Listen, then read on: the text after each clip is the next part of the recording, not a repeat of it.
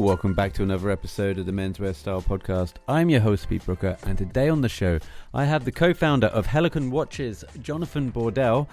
Helicon Watches, the Helicon brand of watches, has been established by industry professionals with a proven track record of more than 20 years in the business. I've met Jonathan at a couple of events. I said, we've got to get you on the podcast, so it was a real pleasure for me to get him on and to tell us more about the brand. Is Jonathan Bordell, co-founder of Helicon Watches. Well, I think it's an interesting brand because we are rare in our industry because we're a husband and wife team. So we're small, we're independent. As I said, we're a husband and wife. And what we wanted to do, because this is, let's say, our pleasure, this is what we do for pleasure, is what we wanted to do is make the best watches we can, which were accessibly priced, but also had some degree of exclusivity. So what we tend to do is make one project, they're limited numbers, that's what we focus on. And when it's finished, it's finished. We don't try and bring out the same model next year in new colors. We move on to something totally different. So we're trying to create a following, but based upon our passion and our knowledge and our interest in the watch industry. And what is your background in the watch industry then? So how did this come about for you?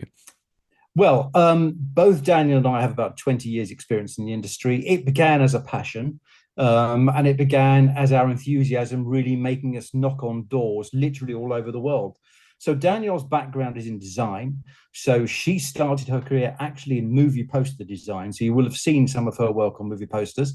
And I'm talking about in the days when Macs were square and on your desk, and a lot of it was done with a scalpel.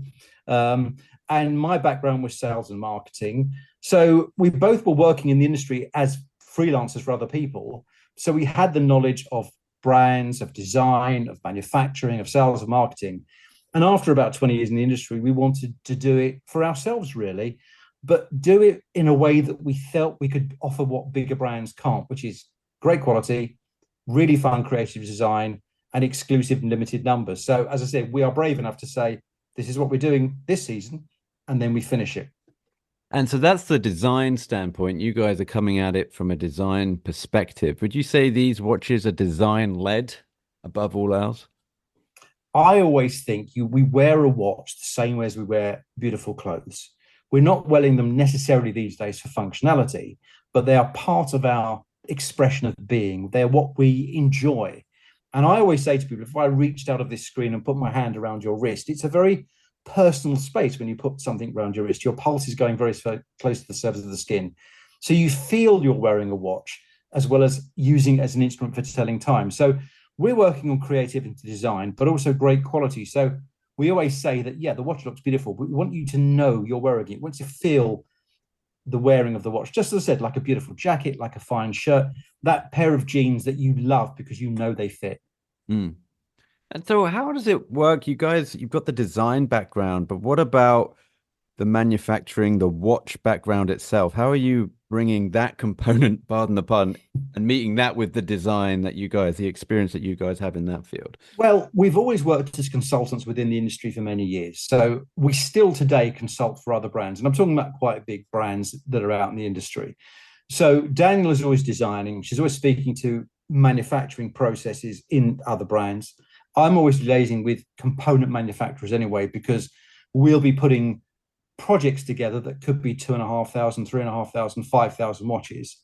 So we're always immersed in these contexts anyway. And I think where we've got an advantage is we know how to translate our thought processes and our designs into manufacturing. And we can also reach out and literally to different parts of the world to get the people that we know that can really create something special. So as an example, our watches have a ceramic bezel insert. Well, we know who makes the ceramic, and we sort of said to them what colors are available because there's limited amount of colors. And literally as the design process was going on, we would be given, oh, we've just released this color, we've just released this color. So we're really at that, we're at that manufacturing cutting edge through our contracts. And then we can really work out who's doing what and try and get that best quality together. Interesting. And so talk to me, Jonathan, about the watches themselves. You mentioned the ceramic bezel there. What would you say are the real USPs that you can go, right, this is this watch, this is my watch, this is what I created, notice this that's going on?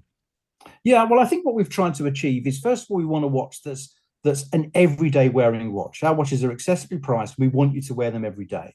So we've engineered them, like I said, sapphire crystal, which is tough, ceramic bezels, which are scratch resistant, 316L marine grade stainless steel cases, which are corrosion resistant, salt water resistant. They're all pressure tested to 200 meters. But also we've added little touches inside, like our movements, our mechanical movements in our watches are encased in a custom-made brass movement holder. Well, why would you use brass? Because it's anti-magnetic and because it absorbs some shock if the watch gets an impact. But on top of that, our USP is we only make 50 pieces of each color every year. So while you've got a watch that's well priced, we believe, there's only other 50 people around the world, well, 49 because we keep one, 49 people around the world that's going to have that watch. So we're trading off that sort of great design, wear it every day, enjoy it. We keep an extensive parts library, but you know that if you bump into someone with that watch, you're in a very, very exclusive club. So it's being exclusive without the added price level. That's interesting. And I was just thinking as you were talking there about if anybody else wanted to get into the industry and perhaps do what you're doing, because there's quite a lot of micro brands out there with watches, and I guess I want to put you in that box as well. I don't know if that's proudly. Yeah. And then it does feel like people that want to start these micro brands or want to have a go, like I can design this. I'm a designer, I made graphic design or I did film posters. Let me do this with watches. It feels like this is something very unique that you guys can do that other people won't get that head start with, because you've got the Rolodex, so to speak, where you can get these contacts on the phone, the manufacturers, and you've got that great alchemy between you and Danielle. I think first of all, you have to understand that we have got that little black book. We have got contacts all over the world where we know the right person to do that particular work. So as an example, all of our dials are hand painted by one lady called Amy. She began her career restoring Rolex dials. I mean, that's what she did, So having that level of empathy and sympathy, in other words, I've got a watch, it's got to be restored, but I can't ruin it, meant that when we gave our designs to Amy, she doesn't just go, thank you, I'll do it. She then says, well, I think I can do this slightly better. But that's one person's skill. And I always say to people, watchmaking to this day is like bespoke tailoring. There is a difference and a nuance because it's handwork, it's craft. There is no machine that puts a watch together, is a watchmaker. So what I'm saying by that is because we've got what I would consider to be a great team out there, that we can literally utilize resources that are used by major manufacturers. But this is almost like that special projects run. So I would say, yes, we're a micro brand. We're proud to be a micro brand. When you buy a watch from us, you're going to deal with us.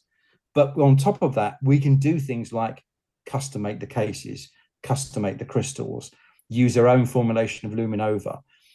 And we can offer some great value as well. So yeah, I think there's a lot of micro brands, but you've got a micro brand that's new, but 20 years in the making. And is there a danger? I mean, there's kind of a double-edged sword with having someone like Amy that is so specialized in her skill, and it gives such a great narrative to the brand, but yet you don't want to be too reliant upon one person because God, if anything happened to Amy, then that would maybe snook you. Do you have anything put in place where other people are in the background and the parts of your team can come in?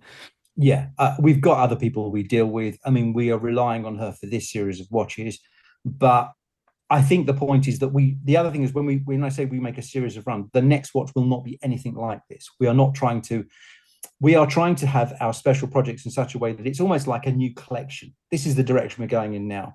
So I think, yes, they're right. And I've honestly been in watchmakers in times when one watchmaker comes back, as an example, from maternity leave, and the person jumps out of their seat because they want the skill of that person. Yes, we are, I would suppose you could say we are a victim of that. However, I also think it's our responsibility to make sure that she is happy and we're looking after, and we have a great relationship. So, we try and treat everyone in a fair way so that if we have work, we are not the manufacturer or the manufacturer that gives her problems. In other words, we are nurturing those relationships. Interesting.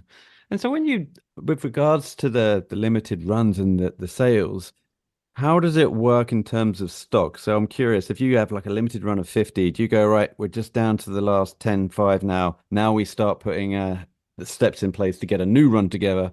Is there like a number in your mind that you have to sell out a certain batch to start a new one? I wish it was that easy. We have a 5-year plan, so we know what we're doing over the next 5 years. We are already working on the successors. And what I would say to you is that we've got things lined up. And what we find actually is circumstance or happenstance means that the next one comes into plan. So as an example, we began the process of this design in 2018. Of course, we sadly had COVID in part of that, but we're working a long way ahead. So I think we couldn't afford to be saying we've got 5 pieces less, we'll start on the next one.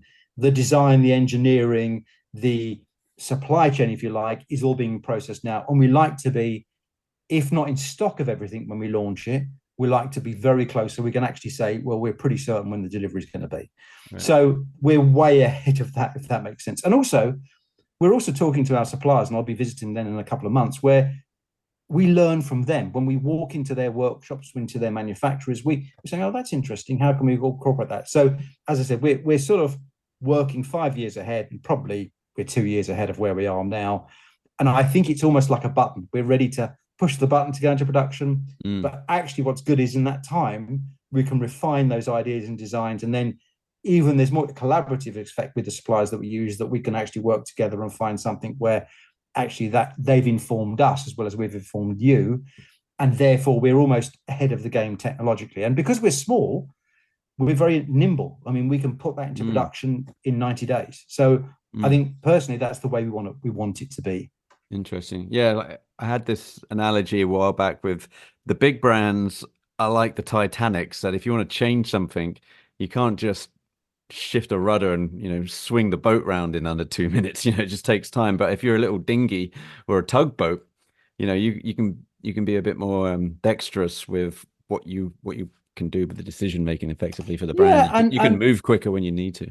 Yeah, and the ethos behind this is our passion. So we want it to be small and nimble. We do everything ourselves largely, so we can move. And it's a discussion that happens, across our office. We've got a discussion, and I find what's quite interesting is that when we reach a conclusion that's right for both of us, it's never a disagreement. We sort of may have a twisted road there, but actually when we come to that front, we go, yeah, that's it, that's right. So yeah, we can be nimble. Well, I'm also interested in the social media element of the brands, especially micro brands, because I have the feeling that everything is you overlooking it. You got to vet everything, you got to quality control everything. That's kind of the gig.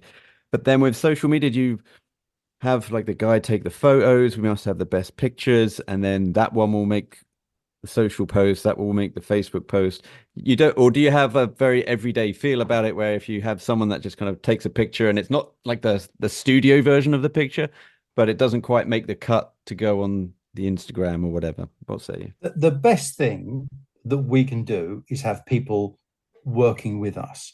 So we said from day one with Helicon, we wanted to work not with major studios or creative directors. We wanted to work with the community. So what we've found is, yeah, we can commission fantastic photo shoots. And again, we're lucky that people who literally started as assistants 10 years ago have now got their own studios. But we find that actually the aesthetic is out there. So what we do is we try and work with people who we think have got really great social media pages, who are hungry for more content. And we find that actually by working with them and building up a bank of work with them, we can help them, they can help us. And I think once you've got that, if you tap into that passion and enthusiasm, it informs what you do. So we'd much rather work with the community. And actually, there's very little that we are given or we commission or we work with people that actually we don't like. So we've got a customer in Arizona. He continually sends us pictures with deserts, with cacti, with cars. It's almost, I couldn't choreograph that. I couldn't have that as an artistic director saying, right, put it in the desert. So for us, the richness of what we do is because we know our customers literally by first name, every single one of them, Yeah, no, that's great. Yeah, having that personal touch, it creates like a community feel. I mean, the watch community. So as you know, Jonathan, you and I have spoken about Bond quite a few times when we've met up. I think you got an idea that I've got a toe in the James Bond world. I've got a fascination with that. And I feel like the watch community, there's no greater buzz around James Bond than when people talk James Bond and watches. It kind of takes whatever you talk about and then it triples it. Do you know what I mean? In terms of eyeballs.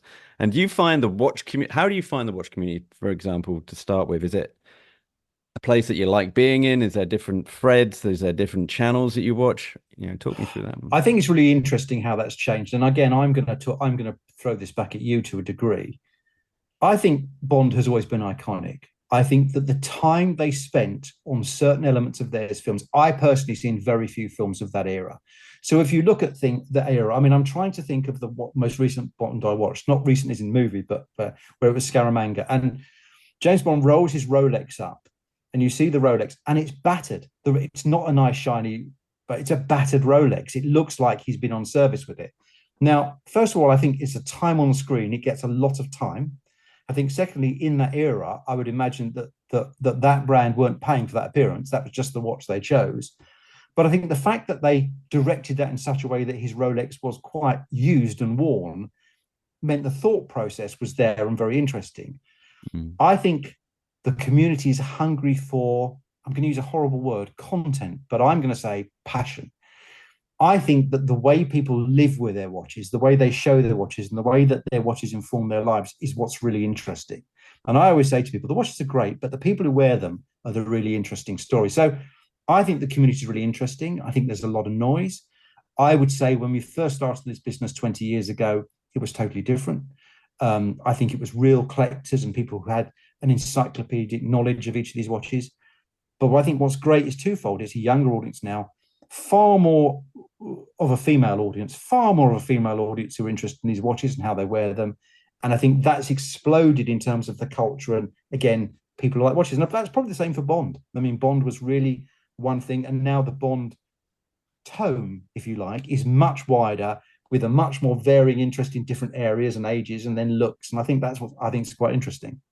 Yeah, you mentioned that the women have also kind of emulate or blown this community apart in terms of Yeah. you've never imagined this amount of interest from women, say 30 years ago, 40 years ago. Who knows? In terms of, and what I mean by that is I was down at an event for Panerai many years ago, and I saw this press lady wearing this huge Panerai watch. It was beautiful, but I would never have thought that a watch that big would appeal to a woman. And I know that probably makes me sound like a misogynist dinosaur, a relic of the Cold War. But I mean, the question I guess I have for you is: has that landscape changed now, where it doesn't really matter the size of the watch or even the aesthetic of the watch? That even kind of a very rugged, masculine, brutal-looking watch has the same appeal to women as well. I think what's interesting, and we've got I mean, we have a big part of our story. Because remember, we are, I mean, Danielle is the co-founder. She designs all the watches and she wears watches of all sizes. What we found every year we've been in this business is that a man will come in and they'll say, my wrist is slim, I don't this, that. A woman will go, I like it. I just like it. I just like it. And I think women are far more without barriers. They like it, they want to wear it. And I think there's also a certain style to it. So I noticed, first of all, sports watches, stainless steel sports watches being worn by women in Italy. And they would have the great pair of jeans, the lovely blazer, and they'd wear the watch almost like a bangle. So it didn't matter if it didn't fit. So yesterday I was with someone who's a big fan of Andrew Grima. Do you know Andrew Grima? The No, jewelry sorry. designer from the 60s, really ahead of his time, worked with Omega. And she said to me, I've got this Grima. I always wanted one. Actually, the bracelet's too big, but it's fine because it just dangles off my wrist and it becomes a bracelet. It's not a watch to be on her wrist tightly. So what I'm saying is, I think that the female community has always been, I like it, I want to wear it. I am going to wear it in a certain way. Whereas the male community has been seeing almost like it has to fit just so. I have to button my shirt up and pull my tie up right to the top. Mm. So I think what's great is that relaxed attitude of wearing their watch is what's informed the watch world. And I think it's fantastic. Interesting. Yeah, and also I was just thinking as you were saying about how the difference between guys and girls and why the reasons they choose watches. And I'd be interested to get your take on this. Guys, I believe when it comes to fashion in general, are very tribal. They'll pick a brand and they go like a jacket. If this brand fits, then that's it. I just go to this shop from Yeah. now on because I don't want to waste the time shopping around for things or ordering things online that I'm going to have to take a gamble on. I like this. This is suiting me. I don't think we have that with watches. I think guys generally like to, if they're collecting watches, would almost like to have one from every brand possible, as opposed to just going, you know what, I've just got a shed ton of Rolexes and that's all I need. You know, it's all I want. I don't want to have to dip my toe in any other brand. I mean, you might be able to give me a better insight.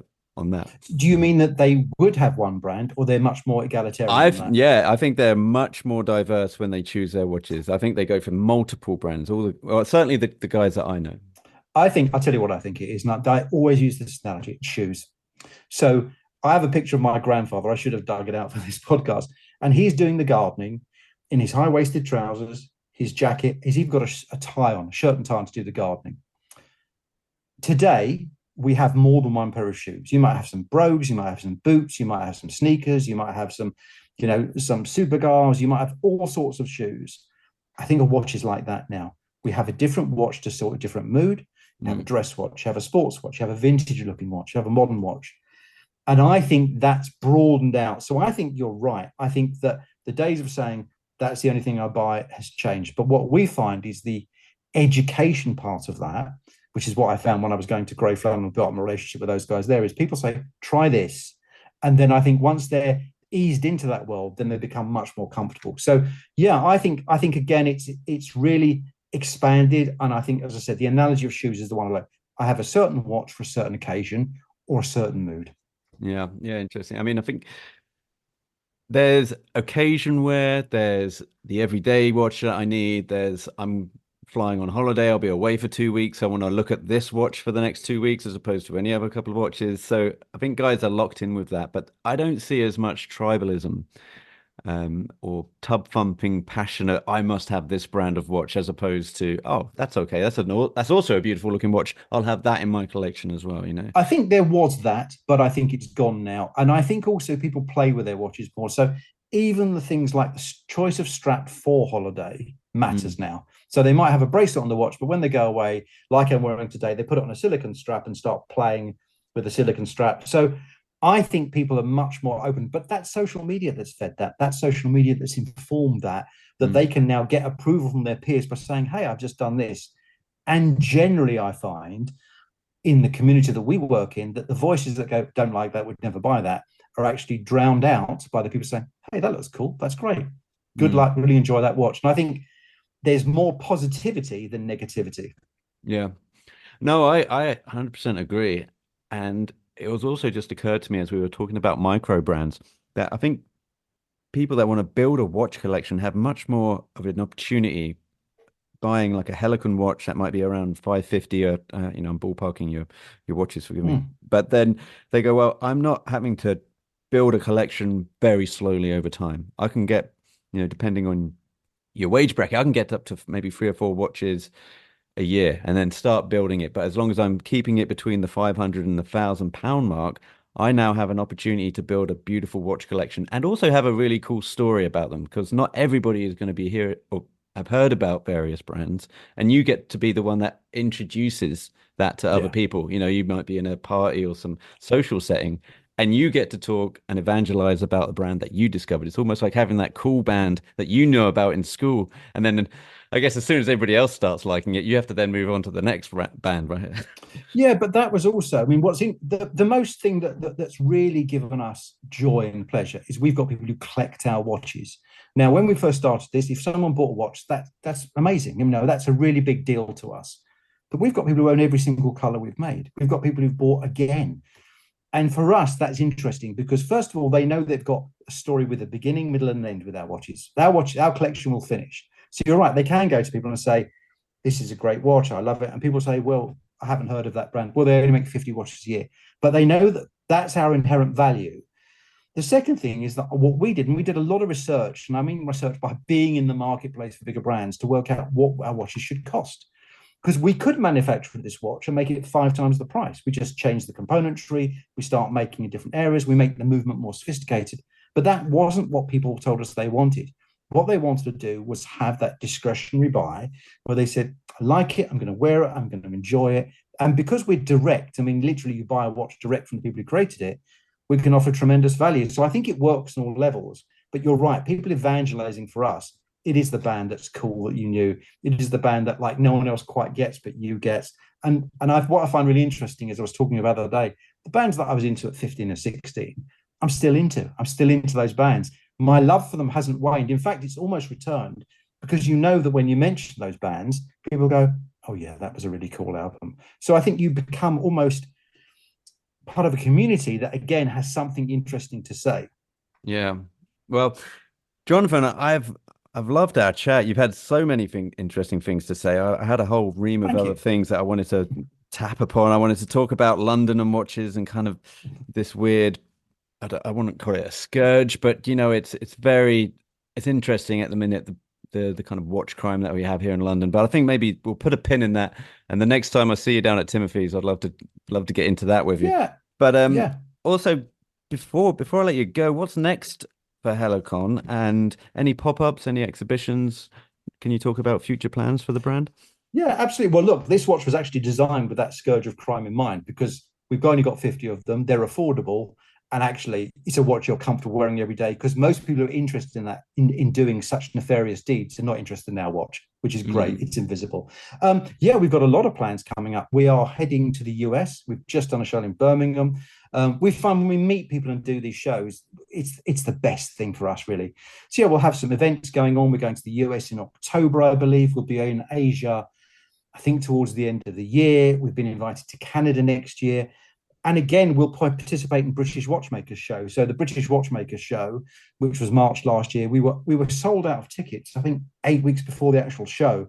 So that's British microbrands and brands that literally produce from a few £100s to a few £100,000, all saying, well, you can't see us at main dealers.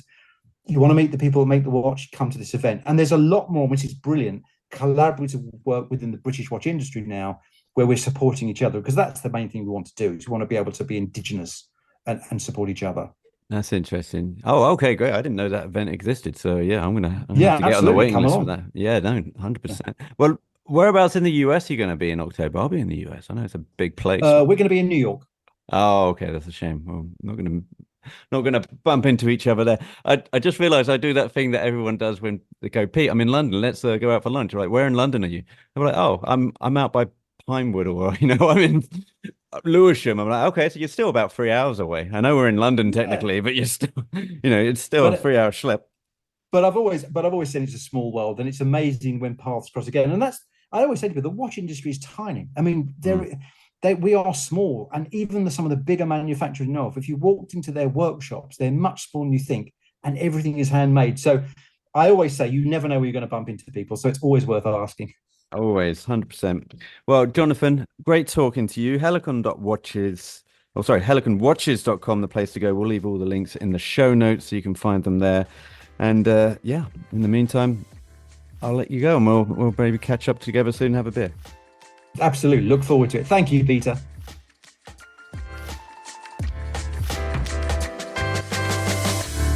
You've been listening to the Menswear Style podcast. Be sure to head over to menswearstyle.co.uk for more menswear content, and email info@menswearstyle.co.uk if you would like to be a future guest on the show. Finally, please help support the show by leaving a review on iTunes or wherever you're listening to this podcast. Until next time.